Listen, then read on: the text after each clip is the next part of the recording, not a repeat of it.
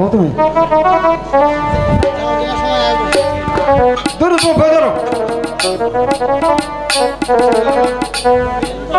গোবিন্দ গোবিন্দ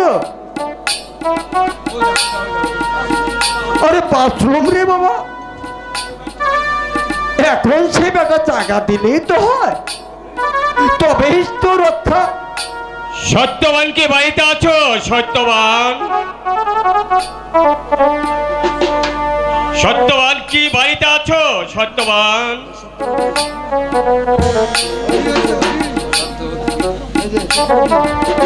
এই শুনছো? ওঠো না, আরে কে যেন তোমাকে ডাকছে, ওঠো।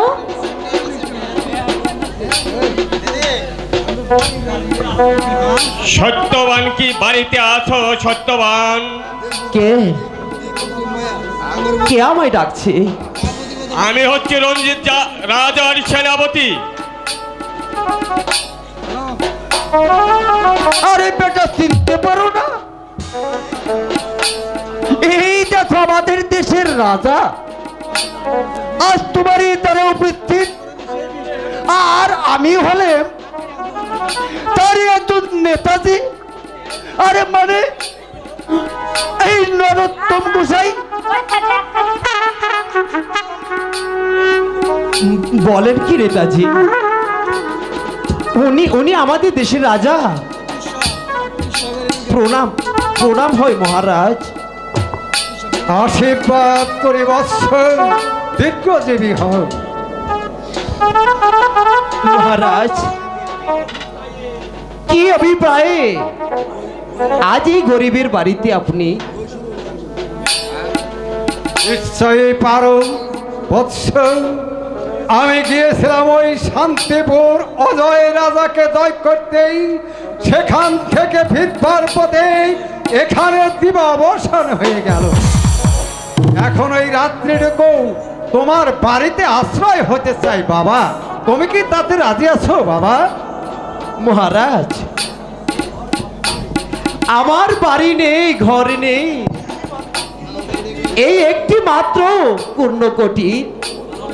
কোথায় আপনাকে আমি বসবার স্থান দেব মহারাজ?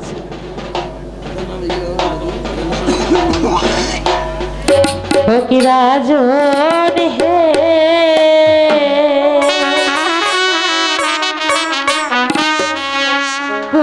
কোথায় দিব আপনার বসিবার?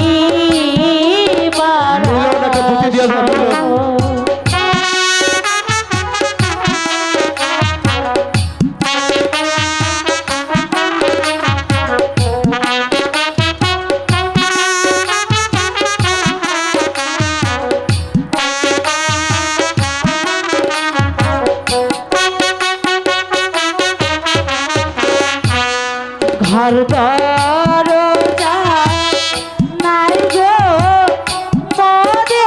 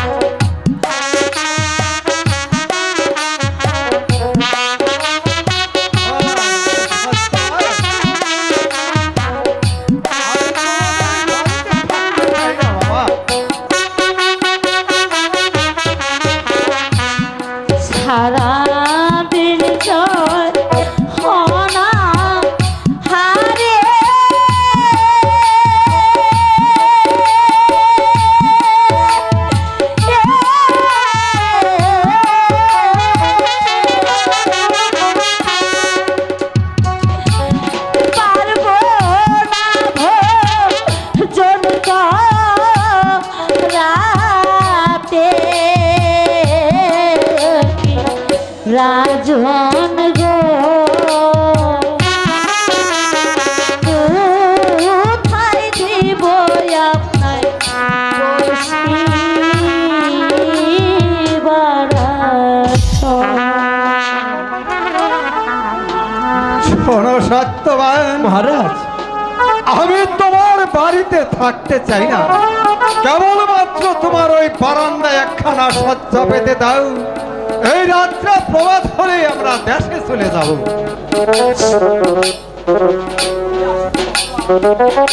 স্বামী সত্যবতী, এদিকে আসুন। বলছিলাম কি, আমাদের ঘরে তো তেমন সজ্জা পাতে দেওয়ার কিছু নেই। তুমি যদি আমাকে অনুমতি দাও তাহলে আমার পরনের বস্ত্র ছিঁড়ে আমি মহারাজকে সজ্জা পাতার ব্যবস্থা করব। সত্যবতী, মহারাজ আমারই ভাগ্যা কুটিরে এসেছে, আমি তোমাকে আদেশ দিলাম তোমার ওই পরনের বস্ত্র ছিঁড়ে মহারাজকে সজরা পেতে দাও। ঠিক আছে স্বামী। হ্যাঁ সত্যবতী।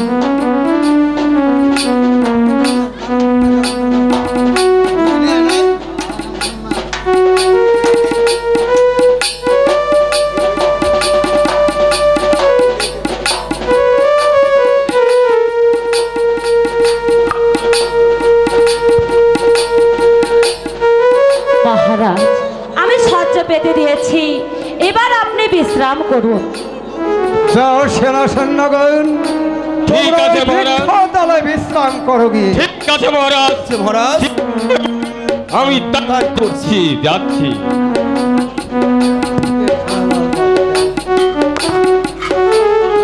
আরে তোর বললাম না রে, ওই যে তোদের বোঝাইতেছে মনে। আর নরোত্তম, তুমি আমার পাশেই থাকো। তোমাকে দরকার হলো চাবুকের, কিন্তু আমি তা দিচ্ছি না। গোবিন্দ গোবিন্দ গোবিন্দ, আরে বাথরুম রে বাবা, আরে ভাগ্য ভাগ্য, যাক বাবা, এখনো তাড়াতাড়ি, আরে রাত্রটুকু শেষ হলেই হয়।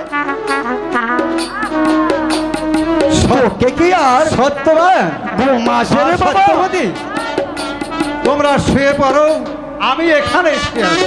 ঠিক আছে মহারাজ। মহারাজ, আপনি আপনার পাশে একটু বসি।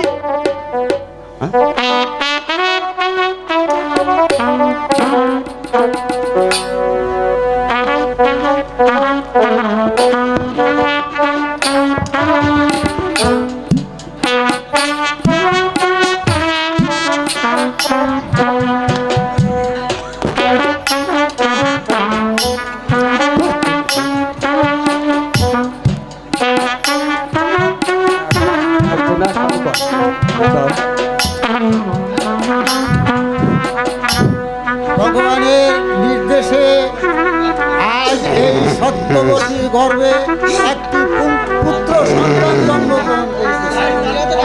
তাই তার কিভাবে দিনবাদ চলবে আমি তাই লিখে দিলাম। আচ্ছা চলি। এ কি এদেশের রাজা রঞ্জিত সিংহ, তবে উনি এখানে কি করছেন? রাজাকে ডেকে তার পাটা সরাতে বলি।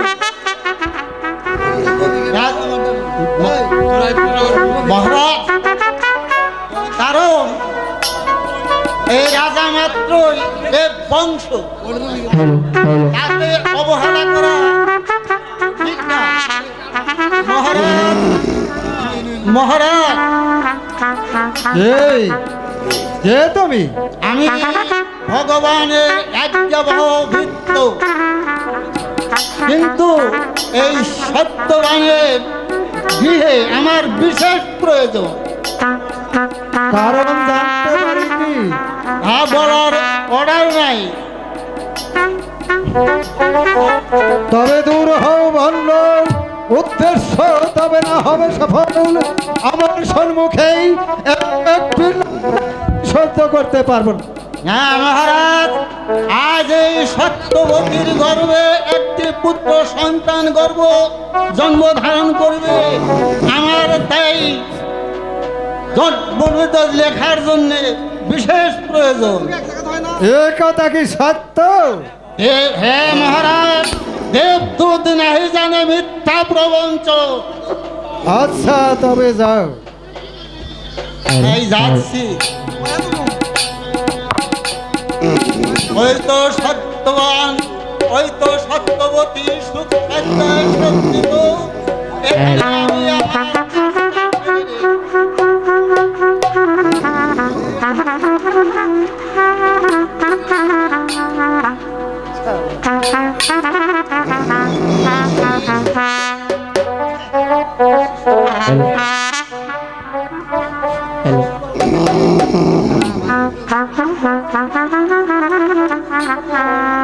তোমার কপালে তুমি ভাগ্যবান হবে, কিছুকালে কষ্ট পাবে, কারাগারে জন্ম হবে, সাগর জলে ভেসে যাবে, মৃত্যু হবে না, বেঁচে যাবে, অজয় রাজার কন্যার সহিত তোমার বিবাহ হবে।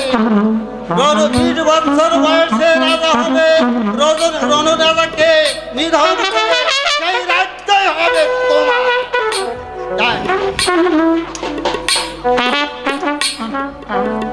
মহারাজ, আমি যেতে পারি?